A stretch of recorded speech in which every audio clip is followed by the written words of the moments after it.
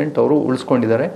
So government ಯಾವುದೇ ಒಂದು schemes ತೆಗೆದ್ರು ಇದೊಂದು ಬೆಸ್ಟ್ ಹೈಯೆಸ್ಟ್ ಇಂಟ್ರೆಸ್ಟ್ ಕೊಡೋ ಒಂದು ಸ್ಕೀಮ್ ಅಂತ ಹೇಳ್ಬೋದು. ಸೊ ಎಲ್ಲ ಒಂದು ಸರ್ಕಾರದ ಸಣ್ಣ ಉಳಿತಾಯ ಯೋಜನೆಗಳಲ್ಲಿ ಅತಿ ಹೆಚ್ಚು ಬಡ್ಡಿಯನ್ನ ಕೊಡ್ತಕ್ಕಂಥ ಮತ್ತು ಸರ್ಕಾರದ ಒಂದು ಖಾತರಿ ಇರುವಂತಹ ಯೋಜನೆ ಅಂತ ತಾವು ಹೇಳ್ತಾ ಇದ್ದೀರಾ. ಹೌದು ಸರ್, ಇವಾಗ ಈ ಸುಕನ್ಯಾ ಸಮೃದ್ಧಿ ಸ್ಕೀಮ್ ಅಲ್ಲಿ ಅದರ ಲಾಕ್ ಇನ್ ಪೀರಿಯಡ್ ಇರುತ್ತಾ, ಮಧ್ಯೆ ವಿಡ್ರಾ ಮಾಡ್ಲಿಕ್ಕೆ ಅವಕಾಶ ಇದೆಯಾ, ಹೇಗೆ ಅಂತ? ಸೊ ಆಕ್ಚುಲಿ ಇದಕ್ಕೆ ಲಾಗಿನ್ ಪೀರಿಯಡ್ ಇದೆ. ನೀವು ಮಿಡ್ಲಲ್ಲಿ ವಿಡ್ರಾ ಮಾಡೋಂಗೆ ಇಲ್ಲ. ಏನು ಅಂಥದ್ದು ಏನಾದರೂ ಎಮರ್ಜೆನ್ಸಿ ಆಯಿತು ಆದರೆ ಅದಕ್ಕೆ ಸೂಕ್ತ ಡಾಕ್ಯುಮೆಂಟೇಶನ್ ಕೊಟ್ಟು ವಿಡ್ರಾ ಮಾಡೋ ಆಪ್ಷನ್ ಇದೆ.